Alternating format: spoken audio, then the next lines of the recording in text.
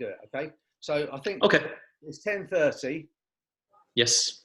Unless you want to if you want to give it a couple of minutes, see how else joins.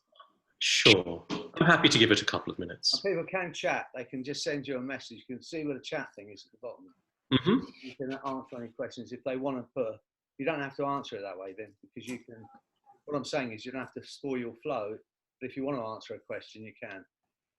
Understood. Yeah, I'm probably going to keep it as a monologue. Yeah, I would have thought. And then, and then Q&A at the end. Right. Okay. Brilliant stuff. Okay. Well, thank you, Freddie. The hour's yours. We've been looking forward to it. And I'll say I'll make sure I record this. So you got record on your end. Let me just make sure. It shows the symbol in the top left saying it's recording. Okay, that's excellent. Okay, then because people around the world are waiting to see this. So I know in America it's 2:30 there. And yeah. Oh, okay. Golly. All right. So I'll give it one more minute, and then I will. I'll commence. Thank you so much.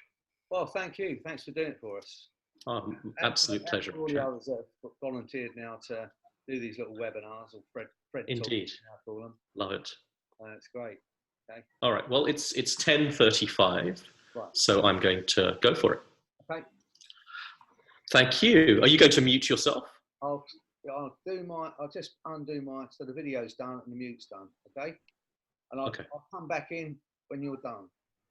Thank you. I'll call out to you if I need help. Okay. Cool.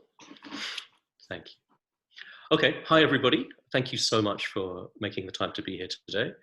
It's a genuine honor and privilege to be speaking with you. A huge thank you also to Freddie for organizing these. My name is Hamand. I run a private practice here in Melbourne, Australia. I'm originally from a small town in Middlesex, England. I've been here for about 15 years, maybe. My primary focus of my practice for the last decade has been seeing clients with severe PTSD and trauma. I work almost exclusively now with first responders, so police officers, fire brigade, ambulance workers, paramedics, nurses, and the vast majority of my clients are returning servicemen and servicewomen. Disproportionate numbers of drug-affected and homeless people are military veterans as they return back to civilian life. And often these people suffer from chronic emotional and physical pain. And I typically use Andy Austin's integral eye movement therapy model and Freddie's arrow technique with great success.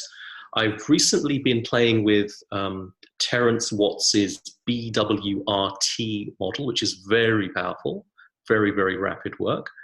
And the last year or so, I've been experimenting with the profound somnambulism protocol of the absolutely amazing Stephanie Conkle. Stephanie is now a member of this Facebook group, and I encourage you to reach out to her because she's doing something very different, very special. So what we're going to be talking about today is the somatic essence of the hypnotic experience, and I'll explain what I mean by that, of course. I'll tell you a little bit about myself, the work I do, and we'll be doing some exercises to demonstrate some of these concepts. In the spirit of Freddie's excellent book, Hypnotherapy, I'll also be sharing some case studies and some stories. And if we need it, we'll have a Q&A session at the end, but we may not need it.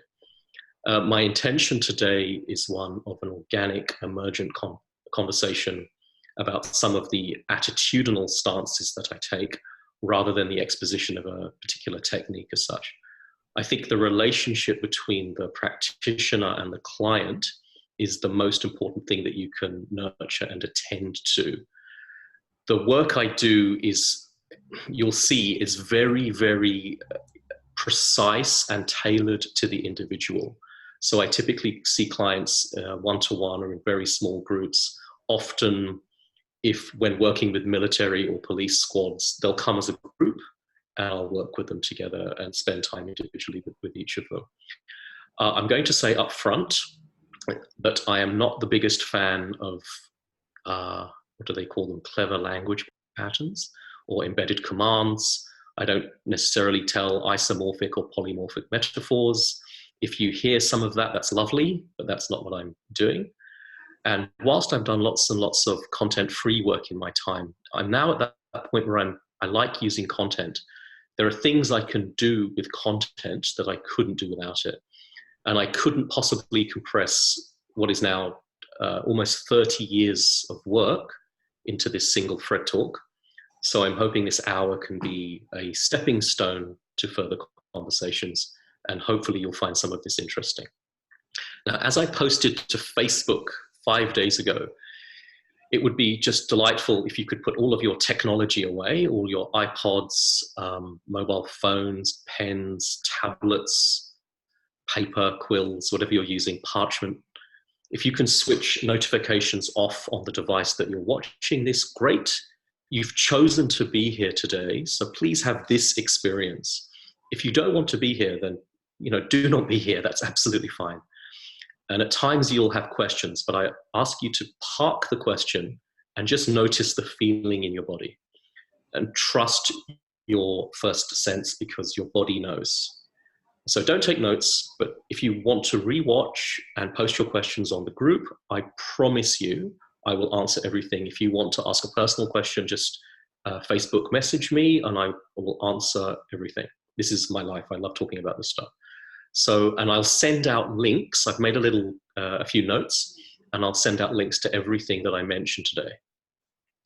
So I'm going to start at the beginning. 28 years ago, I had finished university, and I was frankly a little bit sick of studying. I wanted to do something, anything but sit down at a desk and read more books. So I thought something practical with my hands would be interesting. And I decided that I wanted to do some kind of body stuff. I went to these open days for various bodywork type colleges, as osteopathy, chiropractic, various massage therapy, at one point myotherapy. And I saw maybe a dozen different approaches and different schools. Some were super slick and had fancy presentations, but I was never quite seeing what I knew would be the right fit for me. Wil je even mijn ding... Oh, sorry. So one Friday evening, I was probably deciding at that point that I hadn't found what I wanted to see, and I wasn't going to find what I was wanting to see. So I attended a public open lecture run by the head of a small London-based osteopathic training college. And everything about this place, the venue just wasn't slick, and there were hardly any people there. It was coming to the end of that point where we as potential students had to make a decision about where we were signing up to. And most people had already signed up to one of the larger, more expensive, flashier colleges. And so I attended this small open evening, and these things weren't quite right. The course was like very, very cheap. And I was in my head, I was like, well, I'm probably just going to go back to doing full-time work. And as the clock turned over to 6:30 p.m., like as the physical hands of the clock turned over, this gentleman walked in, silver hair, and he walked to the front of the room and he began talking. And his movement, the smoothness, the elegance, the grace that he moved from the door to the front of the room was breathtaking. And when the lecture ended, I barely heard a word he said, I'll be honest with you. I hung around at the end and I introduced myself. His name was William. And I helped him. I just started stacking the chairs because my mum raised me right. And I helped him close up the space. And he looked at me a little bit oddly and said, people never put their own chairs away. What are you doing? And he was an elderly gentleman when I met him, and he's passed away now. But we talked for the hour whilst we were stacking chairs and cleaning up. And I said I wanted to do something, but I was still a bit unsure. So he said, look, it's Saturday tomorrow. Come by my office and let's discuss, teaching options. I'm flexible. I can do something for you. And the open evening was essentially a way of attracting students to William's small college and, and receiving what I soon learned was very unique and world-class training. So I turned up the next morning on a Saturday, and I explained how I was interested in the course. It's 5 years long, to do an osteopathy degree in England. But I didn't really want to do any of the book knowledge. And I was certainly not enamored with the concept of reading books about anatomy for 3 years before I could do any hands-on work. And he smiled and he told me, you can't jump to the 4th year, you can't jump to the 5th year. But we talked for a while and he took a bit of a shine to me. And he said he would give me a chance of sorts with conditions. And I was super excited because I was convinced I could learn something from this guy. Just to be in his presence was a lesson in how to conduct oneself. He had been doing this for almost 50 years and the knowledge was deep in his marrow. And, you know, I soon learned William could read bodies like nobody I had ever met until that point. So his kindness resulted in me being invited to attend senior training sessions. And what he would do in there, just like a medical college, I suppose, he would bring in real clients whilst his 4th and 5th year students would observe and ask questions, highly technically detailed questions about anatomy. You know, why would you do this rather than that? Those type of questions. And frankly, I was hopelessly out of my depth. But I stuck with it, and I noticed as the exam period loomed closer, the student numbers lessened. They were revising, of course, and memorizing facts, and because I was free from all of that, I was having a fundamentally different experience. As the weeks and the months rolled by, eventually it was often just William and I in that room, with maybe 6 to 12 clients coming in over the course of a typical day. And he was going to help them regardless of there being any students to observe. So whilst I literally had no clue to the deeper reasons why he would, you know, adjust somebody in a certain way, he would still commentate on the work for me and remain absolutely, utterly connected to every client in every moment. At the very least, I rationalized I was receiving this masterclass in human connection. And you know, to pay my way almost, I would run errands for William, became his PA, and I would take any opportunity to assist him in any way. The man was amazing. Now, 15 months in, something very bizarre and wonderful happened. And I mean really just peculiar, very strange.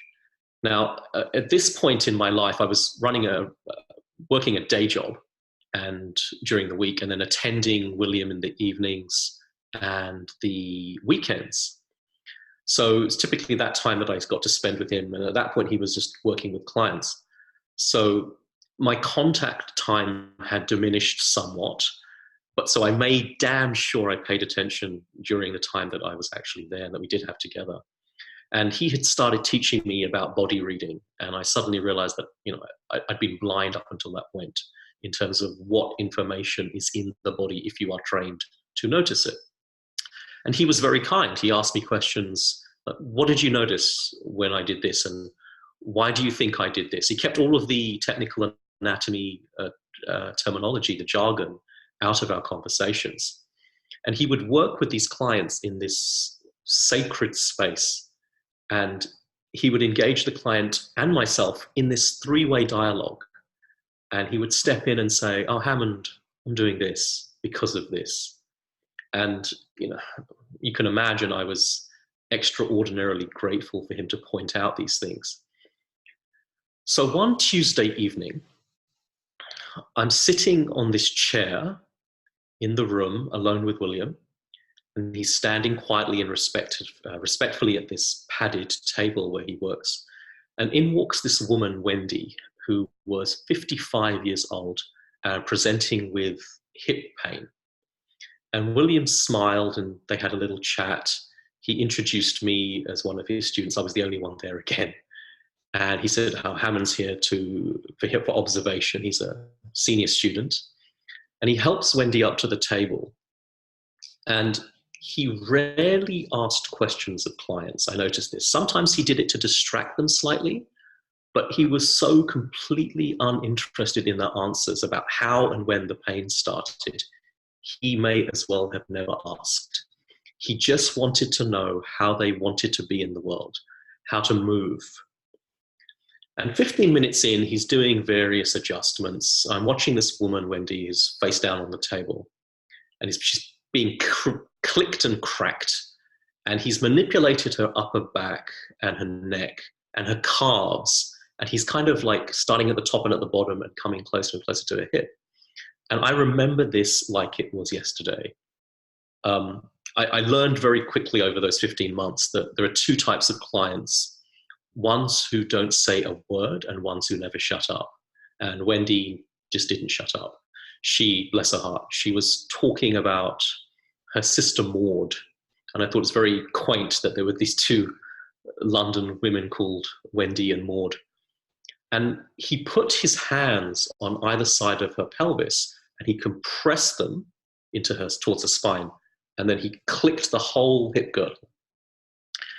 Now, at that exact point, she had been talking about her sister. And in the instant that he clicked her hip, her voice changed in tone, inflection, and vocabulary to that of a 4-year-old girl. She was suddenly talking about her dollies and the tea party that she'd taken them to. And what blew my mind was that she had been talking about Maud and going to the accountant, and then he clicked the hip and she dropped down to this childlike way of speaking. And in my head, I was like, what the hell? And she spoke for about 10 seconds like this little girl.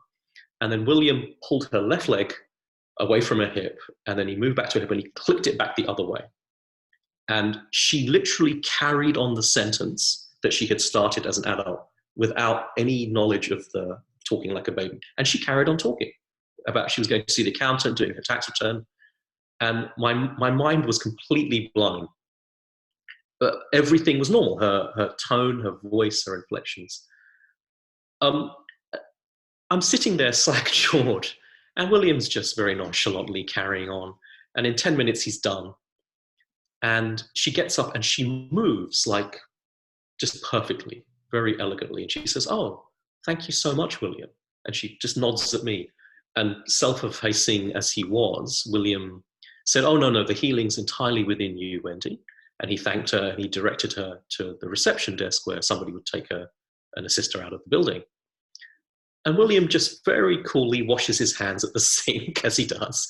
And he looks down at his diary about who's coming next, and he writes a couple of notes.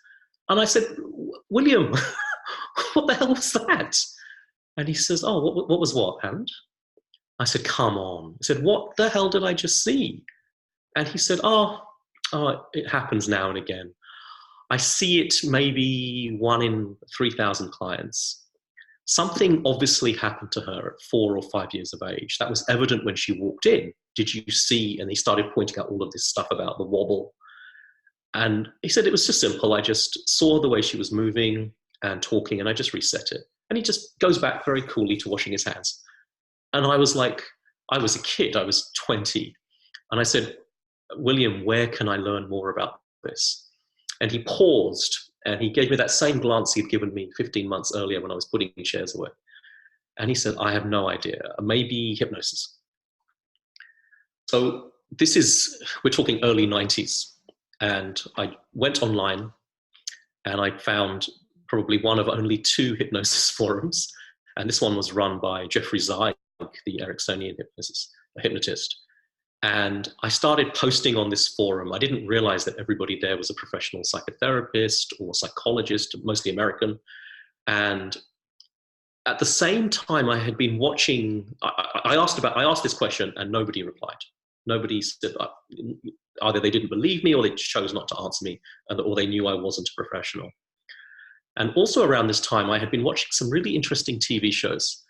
And it dawned on me after I'd watched a TV show that I wonder if using hypnosis, I'd done some reading, you could watch a TV show, hypnotize yourself, delete the memory of having ever watched it, and then rewatch it and enjoy it all over again. So naive as I was, I posted that question and I got like 150 replies, most of them telling me to stop abusing hypnosis. And it's not about recreation, and was I even a professional? How had I been let onto this forum? I got completely and utterly flamed. And people were also saying, no, of course it can't be done. You can't remove memories, no such thing, don't be ridiculous. And they pretty much chased me out of town and made complaints. And the owner of the forum, Jeff Zeig, very kindly wrote to me, and he apologized for the conduct of the other forum members and said, oh, there is a guy who's doing exactly this, memory removal, for people suffering from PTSD. And he was more than happy to give me an introduction. So I got referred to this chap in California. I ended up meeting him and his wife, and I ended up living with him for about 8 years, like flitting between London and California. And this guy, he's reasonably, I'd say, very well known within the hypnosis and NLP community. And he was doing a lot of forensic work at that time. And again, my mind was being blown on a daily basis. And as part of my ongoing training, he would send me to these psychic festivals. It's California, right? These psychic festivals and New Age conferences. And he'd get me to figure out what the fake con men were doing, and then seeing if I could replicate that using cold reading or NLP hypnosis. And I strongly recommend, I do it with my students now, try this. Go to these places, because there's a lot of quackery. There's some beautiful, genuine human beings. There's a lot of quackery and people taking money for things they shouldn't be. It's good learning. So whilst in America, I made it my business to study with all of the first and second generation post-Ericksonian trainers, both in the UK. So I got to meet some contemporaries of Erickson too, Orman McGill, Gil Boyne, Jerry Kine, Stephen Langton, Michael Yapko, Steve Gilligan, all of these people who were doing interesting stuff. And I saw some amazing things, and I learned to do some of those things. And I spent the next 10 years learning this. And I worked with hundreds and then ultimately thousands of clients. And by my standards at that time, I was doing really, really good work. Clients were reporting back and they were happy. And despite all of this outward success, something was missing. That experience with William and Wendy had awoken something in me, a deep fascination. And from there, it turned into more. I was working, but inside I was developing this longing, this yearning for something else. I wanted to meet a magician. So I'm going to do a little exercise with you. It's a rhetorical pair of questions, but I want you to just have a think about this. I don't need answers.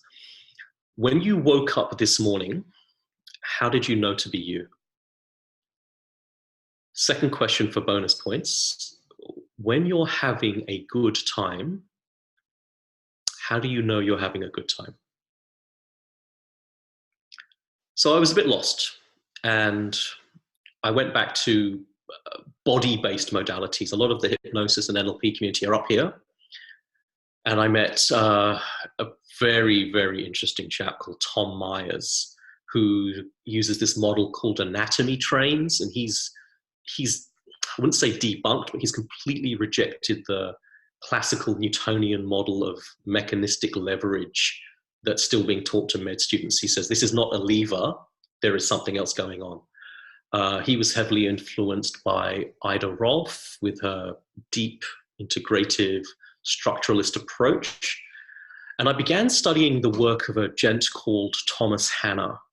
Now, he had developed a system of body work, which he called Somatics. And in Somatics, with a capital S, or Hanna Somatics, we do these very gentle, very subtle exercises to re-establish the connection between the brain and body. In your brain, you have a map of your entire body.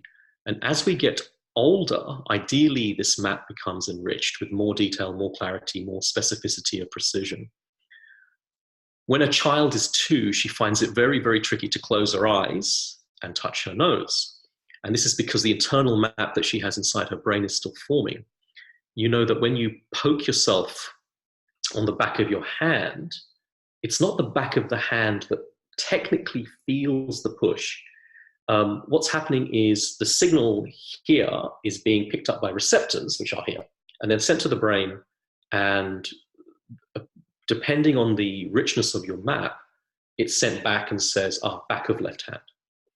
Now, as a child grows older, she can hopefully bring her finger to her nose with more precision as that map becomes more and more detailed. Now, what's interesting to me is that you can also see that childhood imprecision in the elderly or infirm as people age, their internal maps actually revert and start to become impoverished. Thomas Hanna challenged the orthodoxy of this thinking and said that most of the markers of aging are in fact a complete myth. He proposed that our physical and mental health do not have to worsen as we get older, and that in fact we can actually continue to thrive in terms of mental health and physical health. And in Hanna Somatics, there are these very, very simple exercises that we can do to not only keep the map more and more detailed, but enhance it, enrich it, expand the boundaries. Now, when we have physical trauma, we can feel pain in the body. And for some people, this becomes chronic pain. There's been a breakdown somewhere in the system about the mind-body signaling, and we call this smearing, where that receptor right there, for example, thinks it's still receiving pressure or stimulus, and all the receptors around it start firing also here, here, here, here, here, and like paint smeared over a canvas, hence the name. So from an initial single pain experience, some people find themselves with chronic pain where there's absolutely no stimulus present. Now, I believe this is the basis of the, as Freddie puts it, the useless, unnecessary pain that he resolves with his arrow technique. Now, when I first read the exercises that Thomas proposed, I was very skeptical, to be frank. They didn't make any sense to me, having come from an osteopathic background with relatively large adjustments, large movements. And even some of the subtle cranial osteopathy precepts that I had tried were very different to somatics. So I'm going to do a few of these with you now, and I encourage you to explore these over the next few days. Do them every day if you can, or get in touch with me, and I'm always happy to tell you more or help. So what I want you to do is pick up your left hand and turn your palm away from your face, and then turn it to your face and then back the other way. Pick up your right hand, twist it towards your face, and then the other way. Now we're going to do the same thing in the way that Somatics proposes. So it's about half to a third of the speed that you did it before.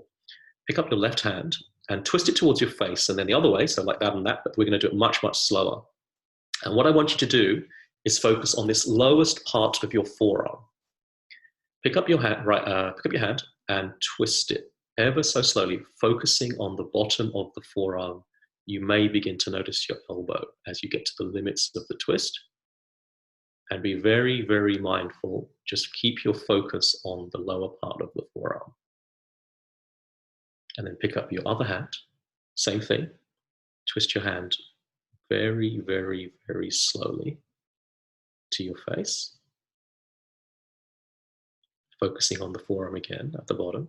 And then twist it back, back, back, back, back again. Now this time, one more time.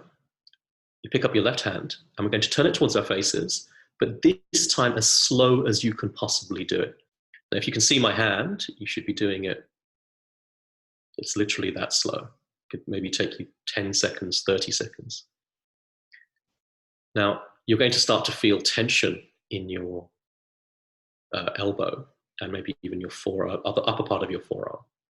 Now, over time, the internal somatic map becomes more detailed, more capable of nuance, and my hands just keep going. And if you now bring your attention to your wrist, I'm actually going to switch hands. Bring your attention to your wrist, focus on the wrist, notice the way it moves, the smoothness of the joint, and notice what happens when you get to its limits of the range of motion. Now, you might still have that noticing of your forearm and elbow too. And now I want you to focus on the fingertips only, including your thumb. Notice the way that they move through space, how they maintain their distance from each other.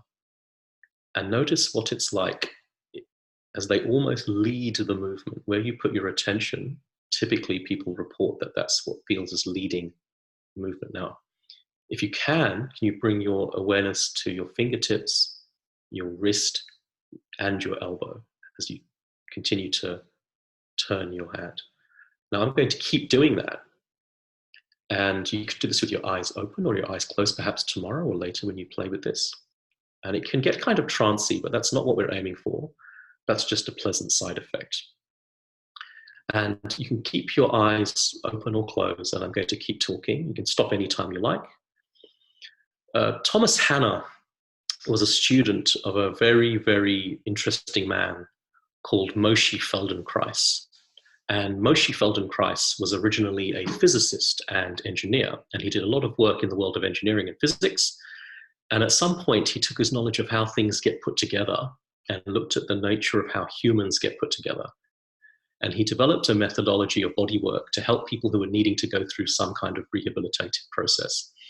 Very often, these were people who were injured severely. He was an Israeli, and he worked a lot with the Israeli army in the 1950s, 60s, 70s.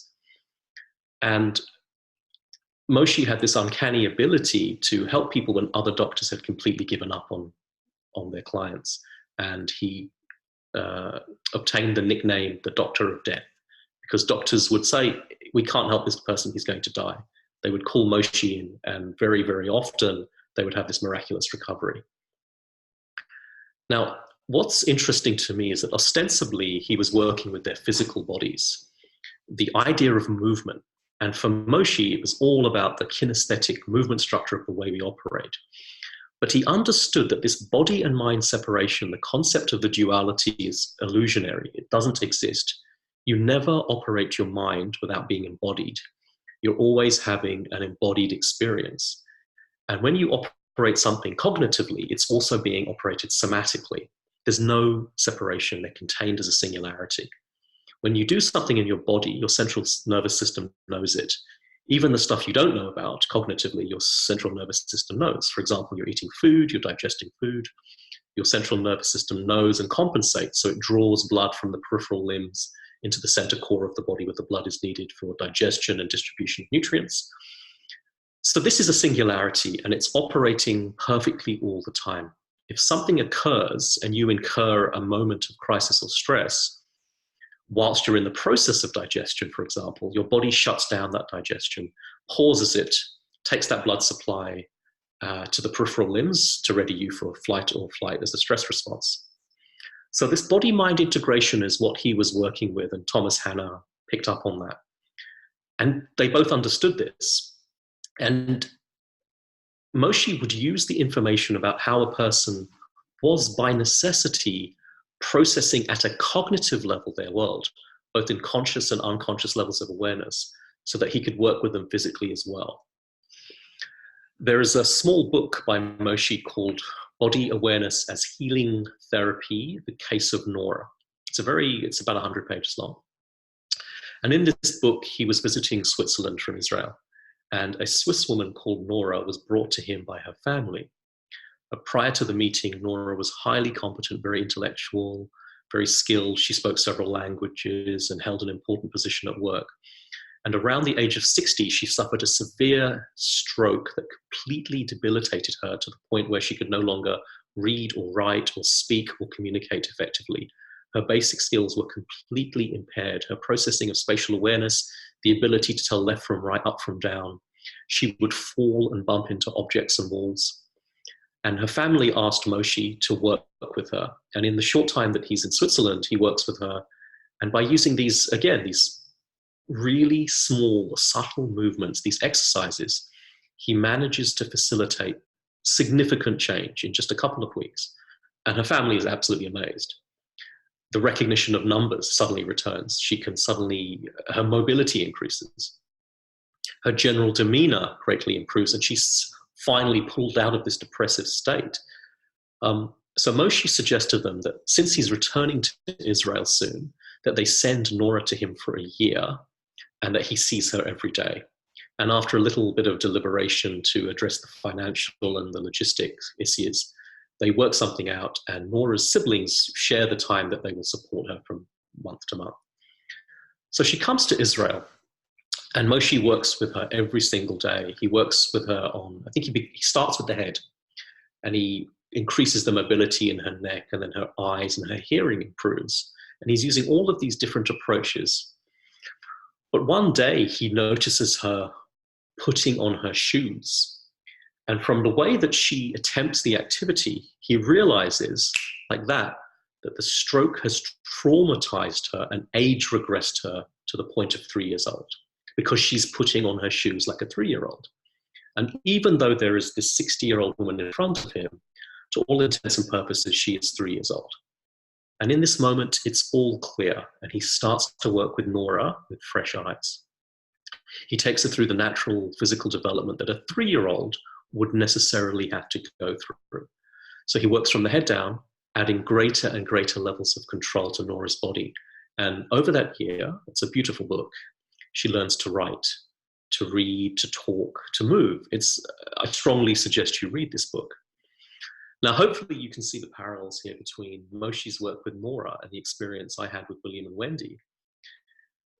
Reading this book renewed my practice. I dove deep into Thomas Hanna's model, ended up doing the course that they offer. And it's really, Hanna Somatics is his take, Thomas's take on what Moshe was doing. He was a student, as I said. And I started applying it with my therapeutic clients, my hypnotic clients.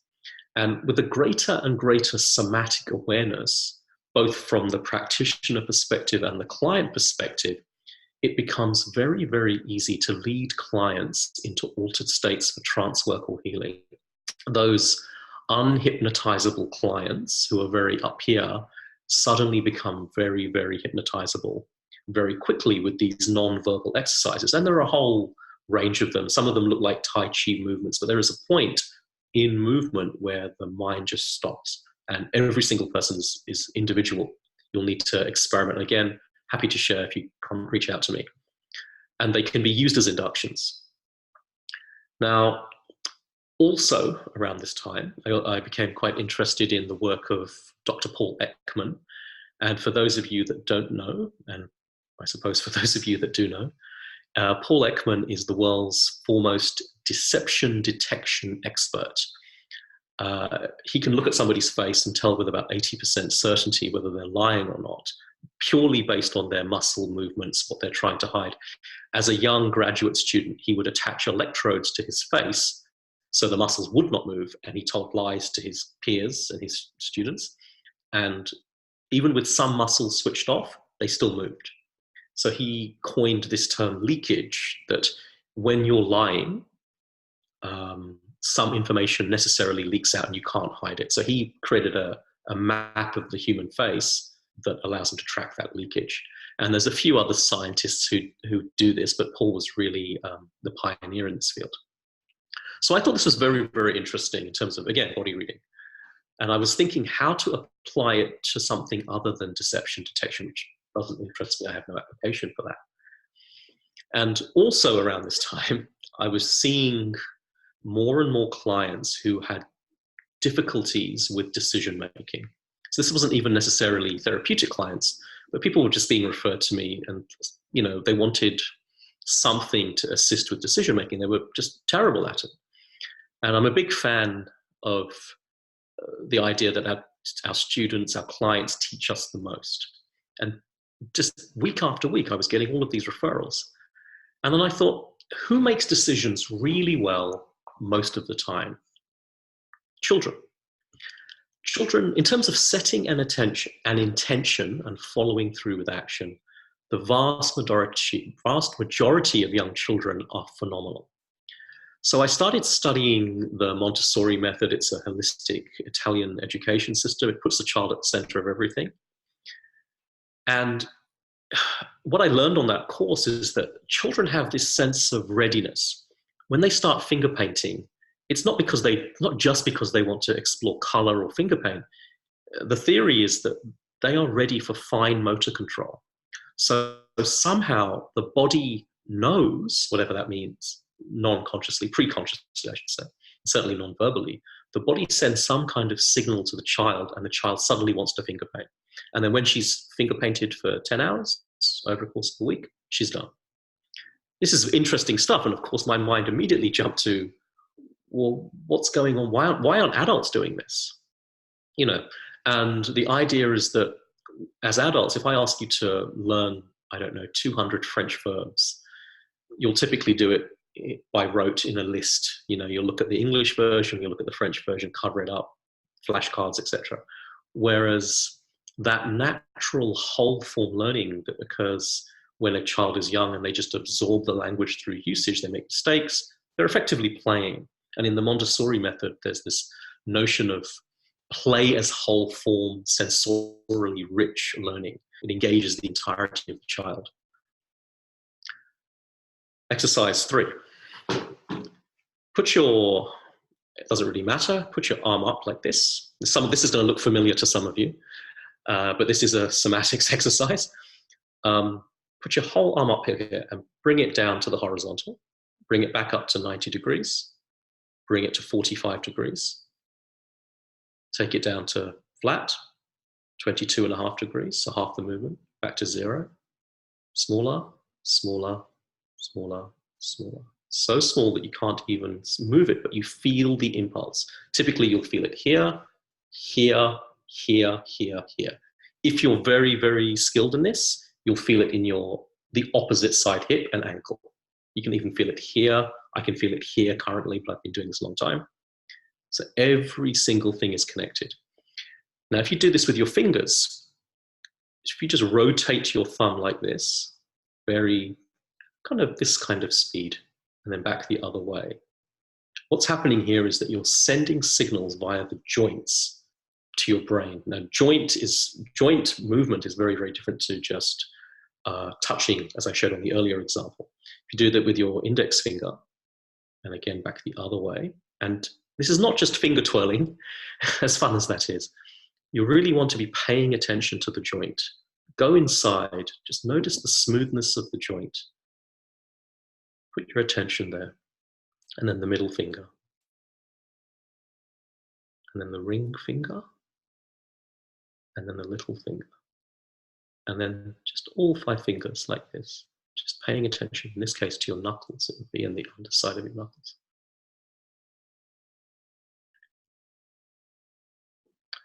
So I had all this knowledge. I'd met William. I'd learned hypnosis with some remarkable men and women.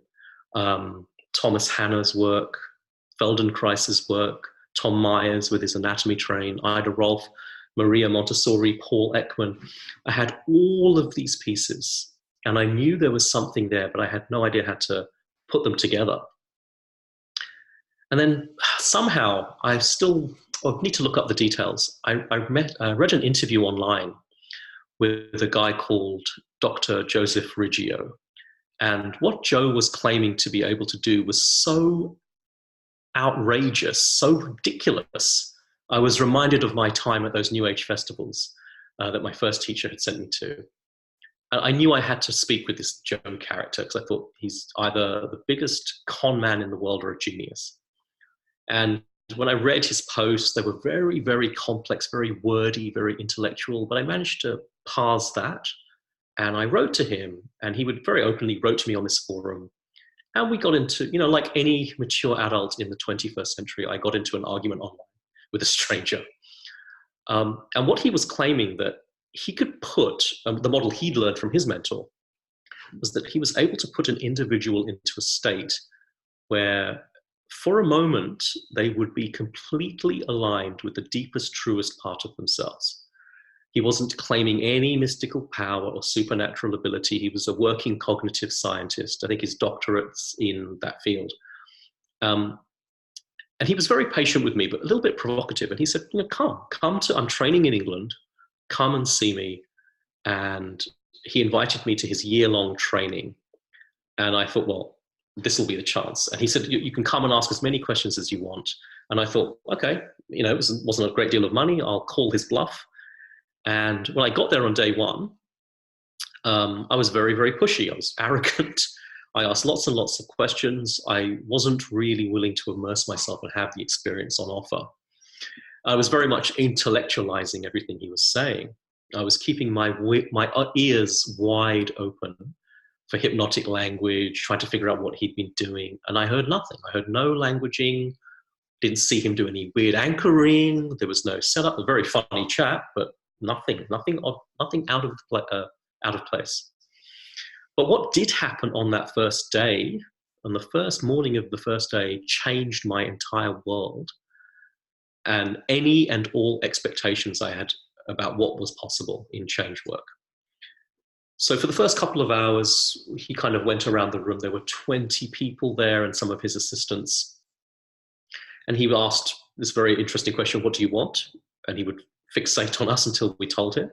And he was a perfectly cordial gentleman, not, no cult of personality around him or anything like that. Pretty humble, very, very smart, very kind. And he was asking, why did we show up? What were we hoping to get out of this? What brought us here? And at about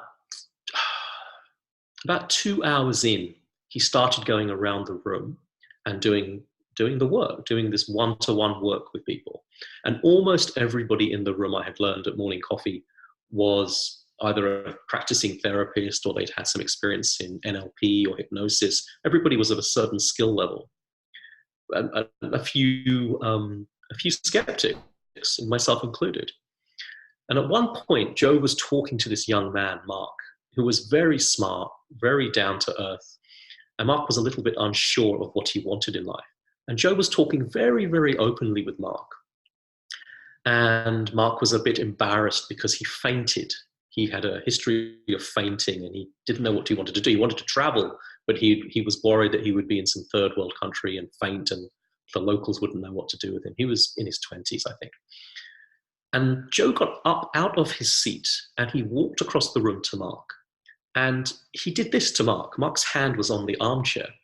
And Joe reached over and just parted his fingers like this.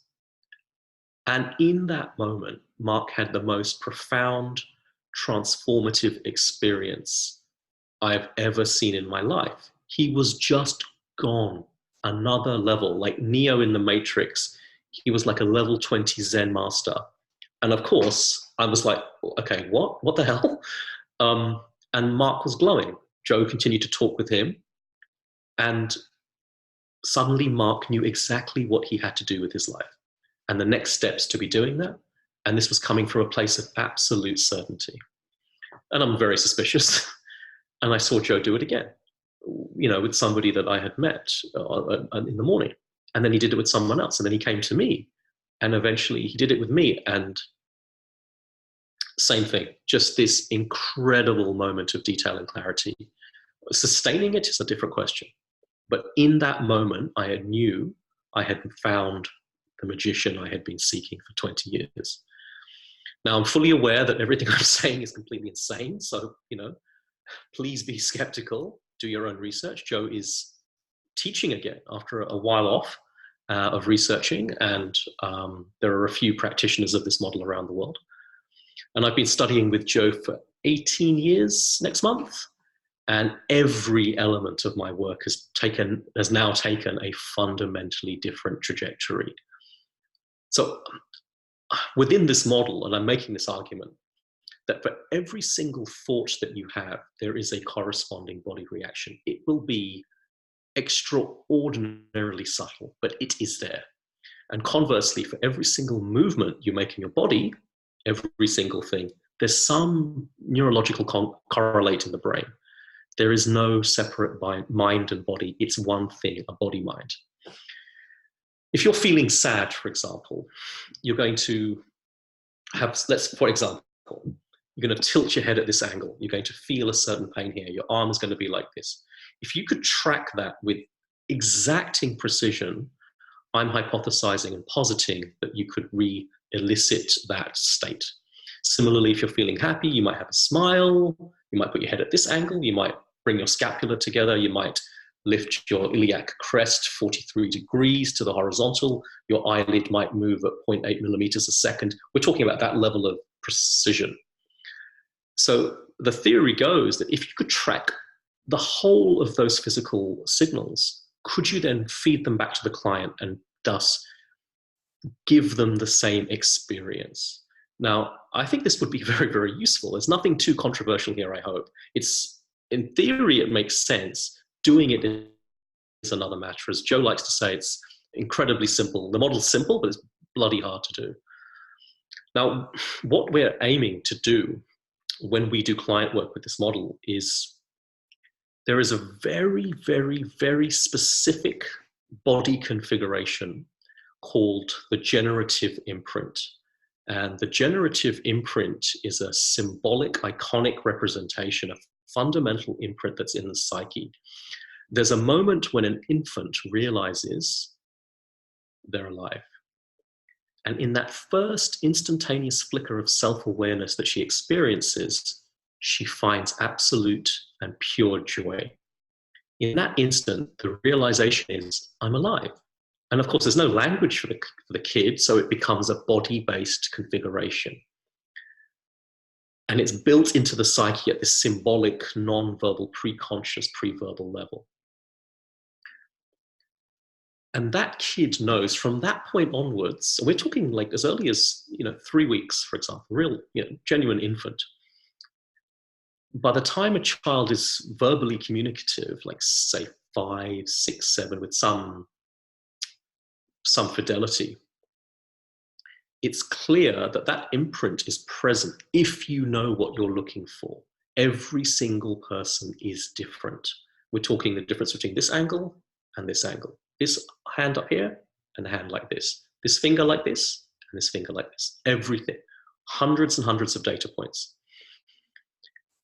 Now, I can't prove this in any kind of objective way, but I can do the work with somebody and they'll have the experience, because this imprint is, of course, by definition, it's completely subjective and based on their idiosyncratic behaviors and movements.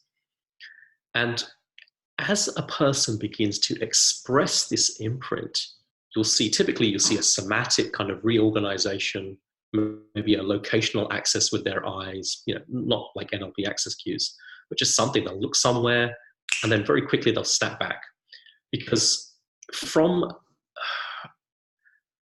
their earliest days, they have this imprint, and then an adult, a caregiver, a peer, society, anything will impose itself upon the kid. And sometimes those intentions are perfectly well-meaning, there's no ill will behind them, but the child learns to hide that generative imprint. The most pernicious problem, I'd say, for a kid is this idea of fitting in, and it pervades our culture. You look at, I lived in Japan for 4 years, and the Japanese schooling is tremendous fun until you're about 10. And then it becomes a pretty soul-destroying experience. And you must fit in. You must not rise above the crowd. You must just fit in constantly. This is the dominant message of modernity. So in the perennial wisdom of like Gurdjieff, Vedanta, Zen, there's this notion of finding your essential self. And there is some essence of being prior to the corruptions that are imposed upon us. And this question is often asked, how do we get back to the nature of who we are? What is our nature? What is our state of being? Fairy tales, when mythically interpreted, talk about this. Beauty and the Beast is a perfect example. The story refers to the prince who has an essential nature of kindness and gentleness, which gets distorted and corrupted. And it gets distorted and corrupted because he's put into a condition by virtue of the way he's been treated to become a monster. To hold expectations of others that are unreasonable and demanding, and only by putting himself into a completely disorganized environment where he becomes the beast, and then encountering the beauty and having kindness and gentleness bestowed upon him, can he return to his essential nature and become who he's always been. This is what the story tells us about. So the generative imprint is the imprint that is present for that individual before the corruption. And through our lives, by accident, we continue to reference it. But over time, more and more and more, in order to keep up with the demands that society places on us by this external socialized encounter, we choose unconsciously to repress this. If we're just being who we are, it's typically not enough for society. They need people to be a certain way to fit in. So you have to change who you are. You have to hide away that generative imprint. And for most people, I've worked with clients who are 50, 60, 70. They've never when we elicit it and amplify it and reinstall it back in them, it's like they often say, it's like I was a child. They talk about the things that they wanted to do when they were a kid. Some people, of course, musicians, I've met a few who just were never anything but that way. And their parents encouraged them and they developed this artistic life of creativity and fulfillment. And of course, none of this is real. I'm aware this is just a model. But I'd argue that the generative imprint is blooming for those people. But most people are just yearning to express that, and they associate that with something that they cannot do. You know, they get a notion, an inkling of it, but they can't do it because that would cause them to have to give up everything that they've built up to now, be that money, society, money or prestige or position. It's easier to turn away from the imprint than it is to, you know, play the game of living in society. And this is this is Solomon in the Bible. I'm not religious, but again, mythically interpreted, this is the same story. It's the Solomon story of the baby. Do I cut the baby in half and give half to this woman and half to this? But no, the woman who stands up and says, no, give it to her. That's the true mother. I'm aware that it's 8:30 and I'm talking a lot. I'm going to give it just maybe 5 more minutes. I probably could just talk about this for ages. Please, what I will say is this. Thank you. I mean, I guess I speak for everyone. This is fascinating. You know, don't limit. Thank you. You do what you do to make sure that we've. No, I could listen to you forever. So carry on. You're awfully kind, old chap. Thank you. So the standard way that we're taught in, let's say NLP, which is a damn good model, is that there is this world out there that has data in it, and we perceive it through our senses, and then we can talk about it. And the standard chain, I'm going to just draw vertically in space for you, is that you have the world here, and then you have subjective internal sensory representation, pictures, sounds. I talk about 7 senses. I talk about, let me get this right, sight, sound, taste, smell, kinesthetic, pressure typically, proprioception, which is the ability to detect your own body in space, and vestibular, which is your sense of balance. Most people know the difference between this and this. Some people are permanently like this and they think they're fully straight. They're not. So again, so these 7 senses is what we're talking about. So there's the world. I think John Grinder calls this first axis. There's the world. Then you have internal sensory representation. Then you have linguistics. You talk about what you're experiencing. You know, I imagine a blue car, or I think of a purple fish. Then you have your semantic layer, which is, what does that mean to me? Blue fish means you mustn't eat them. Blue fish are bad luck in my culture, you know, whatever. Then you have metaphors. A blue fish is like the love of my life, or whatever. And then you could have metacognition about metaphors. And that's typically what the NLP model shows us. World, internal sensory representation, talking about it, talking about what that means, metaphors about what that means, and then maybe metacognition. Now, with NLP, obviously, we interact at that symbolic, we manipulate the syntax of that symbolic layer. We ask people to make the picture smaller or make the sound in a different voice, and that changes our experience. In classical therapy, we go up from what I call reality down here to semantics. What does it mean that your mother, never hugged you as a child? And people can get stuck up here for literally years, decades, talking to their therapist about the problem. I think hypnosis works, some of it works down here on that internal representation layer, but I think it does a lot more than that as well. And I know that Andy Austin has metaphors of movement, a model where you explore people's metaphors. So we're talking about 1, 2, 3, 4 levels removed from reality. And by manipulating these metaphors, what does it mean that you think of your boss as a pirate, for example? And in that model, you would manipulate and explore those ideas of piracy, and then realize that, it's because I think that work is like a ship, and that we're the crew who must all band together, but we're using some piratical business processes. And it's interesting, it's really fascinating. But again, you're so removed from reality. Semantics is the one that has pervaded the psychotherapeutic model for years. Just talk about your problems. Don't even talk about them. Talk about what they mean. And you have no idea what they mean. Now, I'm saying before any of these things happen, there's a layer below that. There's your body reacting.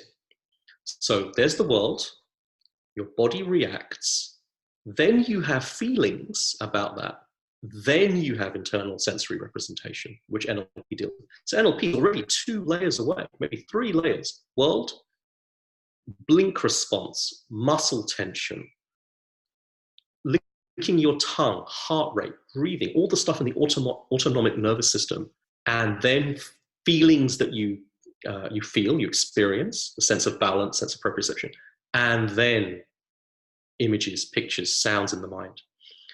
I'm saying that you can play at these 2 levels. If you know what you're doing and you know what to look for and you can body read, you can get at the fundamental layer before all of this stuff. And as I said to a student recently, why would I bother with any of that? Why not just go straight to the hardware and manipulate that? And again, we're talking about very precise, weird little movements. It's in there. If you know how to elicit it, it's in there. I have a guitar technician in Melbourne called Jim. And Jim, I play guitar. And Jim is a character. I think this is all he's ever done, is build guitars, fix guitars. I looked at his client list. He's got like Eric Clapton. Most of the Australian guitarists are on his books. Whenever any major touring guitarist comes from other countries, they go see Jim. And Jim's a wizard. And I've been in the shop many times, and I've had my guitar tuned and repaired and taken apart and reattached. He'll just take them apart for fun. That's what he likes to do. He does not care what went wrong with the guitar. If you turn up to him and say, hey, Jim, I dropped my guitar on stage, he's not even listening. He picks up the guitar and he's just looking at it. And in his mind, he knows what a perfect guitar is. So he just says, and I can tell that he's not listening. And they say, like the neck got a bit warped when I flew it over from the US, and he's not listening. All he cares about is bringing that guitar back to this state of perfection. He knows what it should be like, so why not just go there first? I know that Freddie talks about, the total perception management, I think is one of the most fascinating things, and I've noticed that hardly anyone has ever talked about it on the Facebook group. Which I find very, very interesting, very telling. I think it requires a level of faith almost that this model will take you to a different place than just a remedial fix. And of course, I'm not so priggish that I'm unaware that clients come to us in pain. And the example I always give is if you take your hand and you crush your wrist and you keep crushing it and you keep crushing it and you keep crushing it, how the hell do you know what you want? All you want is the pain to stop, and that's how our clients come to us. So I've been in Jim's workshop, and somebody will come in and they'll be complaining and whining about the guitar, and Jim's not even listening. And I say to them, when you're on stage and you're just playing like the perfect music and you're completely connected and you're just one with the guitar, what's that like? And you see them for a second, because these are, world-class practicing musicians, their physiology shifts. They'll do a certain position. They'll look in a specific place. They'll do something. And then they often come straight back and go, oh, yeah, but it's not possible. But in that second, I say to them, what's your guitar like when you're playing like that? And they get seduced into it. They go, wow, well, I'm completely connected. My fingers are flying over the fretboard, I'm doing this with the strings and picking it like this, the tone is amazing. They have this whole form experience rather than this list of things that are going wrong with the guitar. So I say, why not just take them there first? And Jim knows this. Jim's like, okay, I can do that. Come back in a week.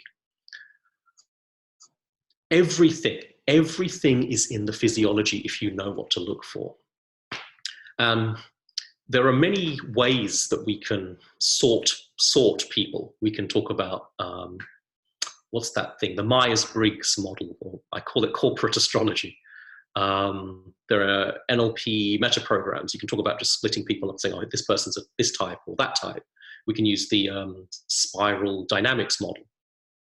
In the model I operate, I'm looking at two things. I split the world into two types of people. I could make it 10,000 categories, but I'm making it two.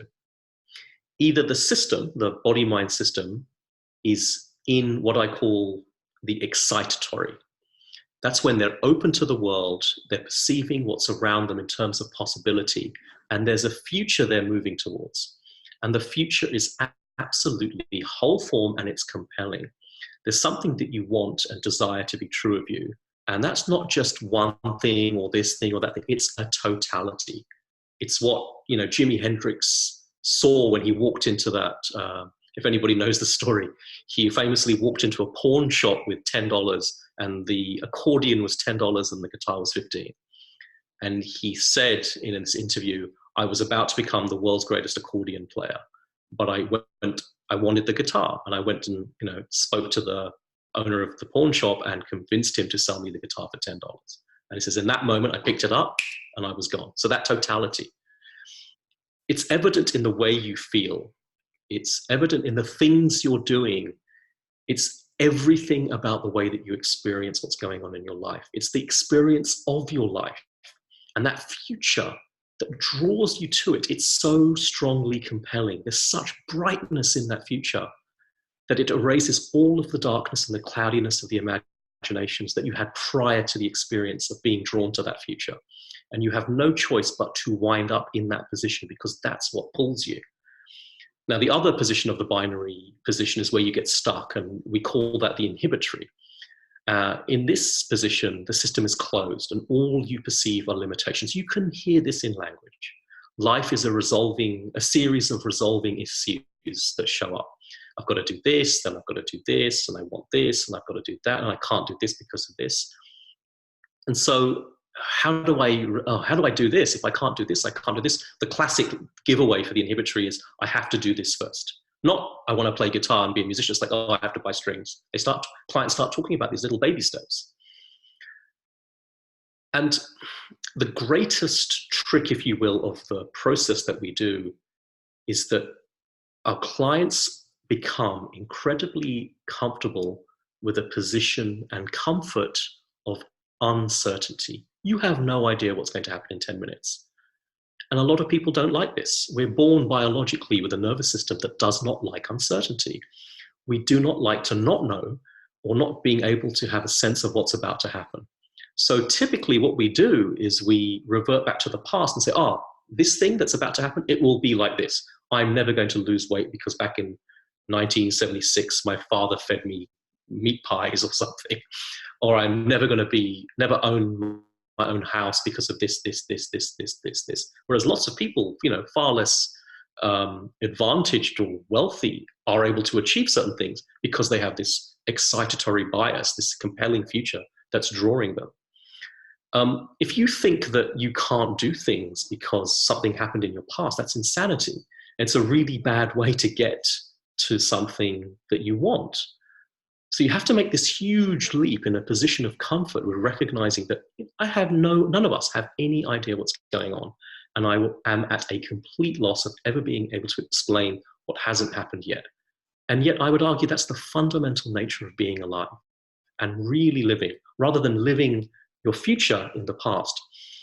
People say that the past drives present behavior. I totally disagree. It's people's expectations about the future. It may be historically informed, but it's their expectation about what's going to happen tomorrow that makes them get out of bed or not. And, you know, I'm no physicist, but the past is not the future. It makes no sense. When clients say to you things like, I want to be happy again, it's madness. How about I just want to be happy? And, you know, how can they be happy again and not have all of the bad stuff that happened in their past? Their mental constructs reveal themselves in language. There's a fundamental difference between how the mind processes I want to be happy again versus I want to be happy. Now, I really could go on and on and on, so I'll wind it up, and maybe there'll be a second talk. I don't know. I've got plenty of it. I said 28 years of this nonsense in my head. Let's do a little bit of, to close this off, I'd like to do it just a tiny, tiny bit, just 5 minutes of a little trance, bit of trance work.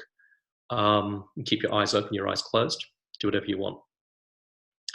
But my question to you is, are you willing to learn about yourself and how you work on the inside?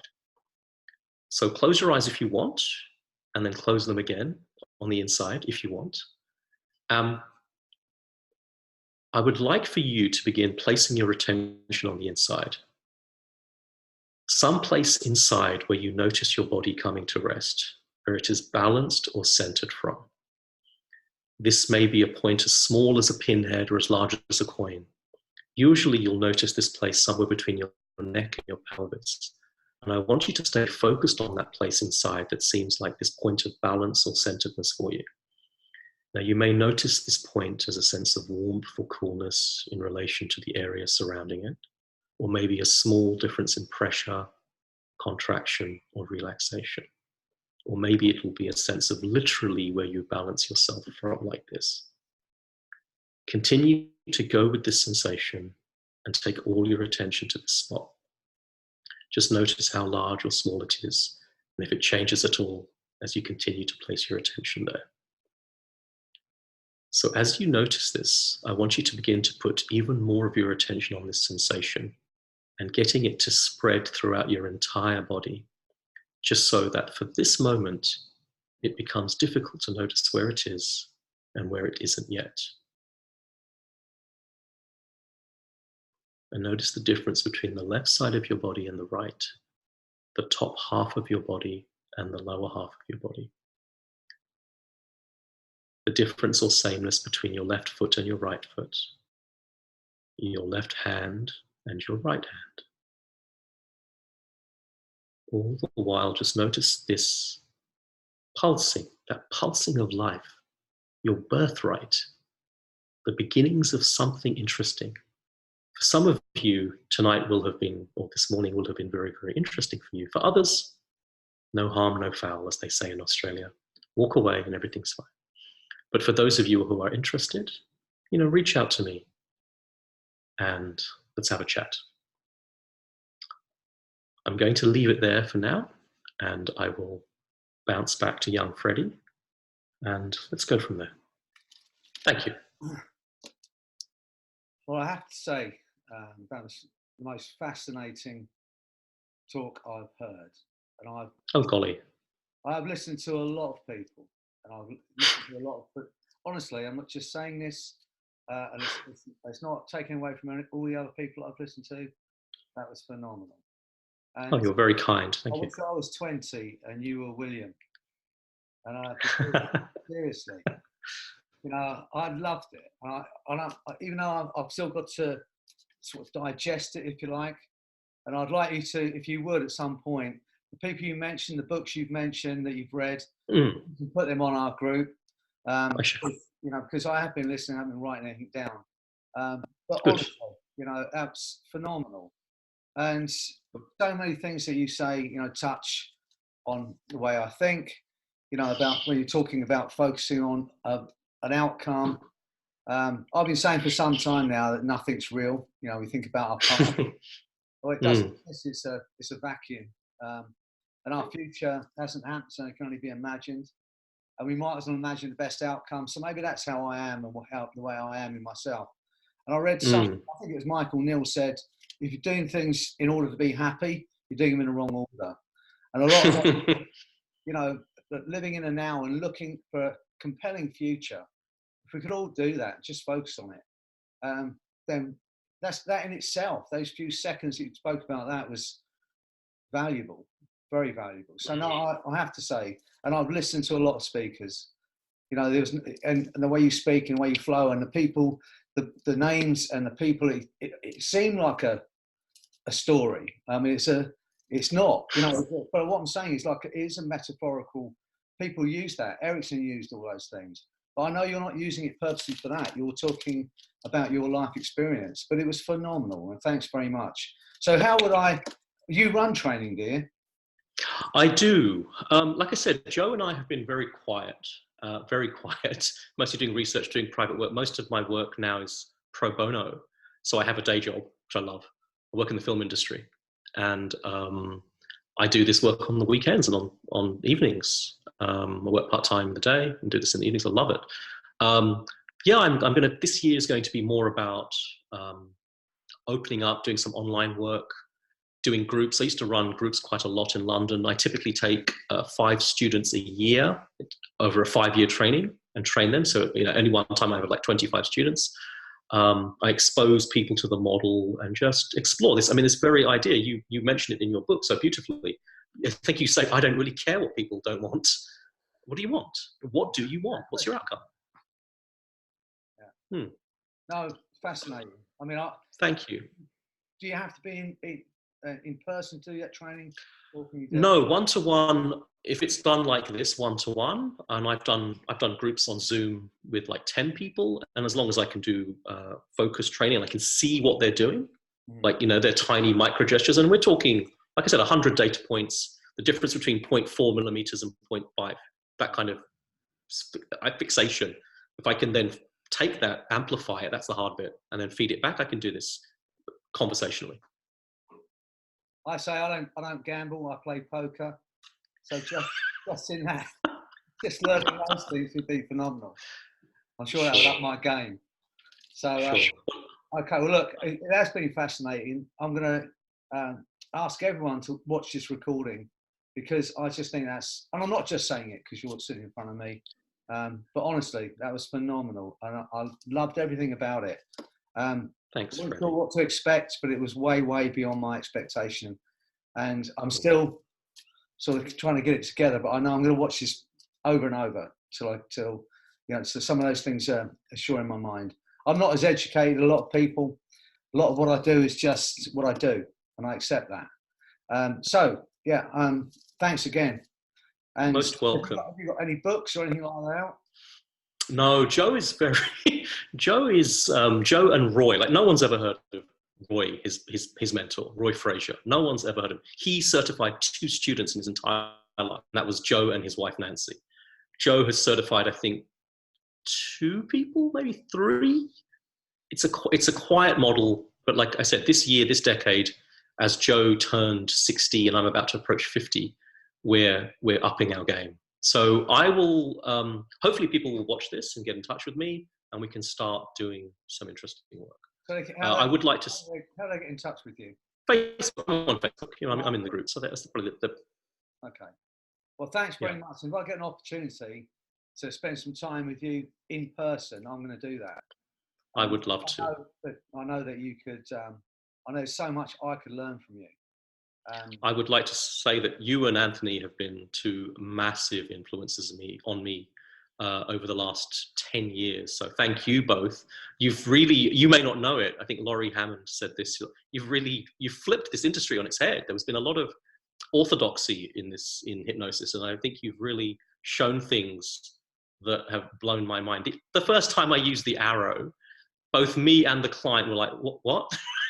What the hell? It's mind-blowing. So thank you, sincerely. Thank you both to you and Anthony. Thank you, and it's been great. I hope you have a wonderful... What time is it there? It's 8:52 p.m. Okay, well, have a lovely evening. You too. We will speak again. Anthony and I are coming over to Australia. We've been asked to do a bit of a tour. So when we get there, let's make sure we meet up. That'd be fantastic. 100%. Okay, absolutely, thanks from me, for everyone watching, and everyone that's going to watch. Thanks a lot. Have a lovely evening. Thank you. Take care. You too. Bye now. Have a good day. Bye. Bye.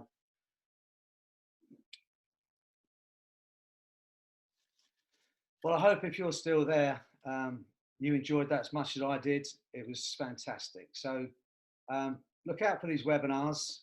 We're going to be, I think I'm next in the middle of September. Then Laurie Hamand, mentioned, she's on at the end of September. There's great people coming up. So have a lovely day wherever you are. Thanks for joining us from this.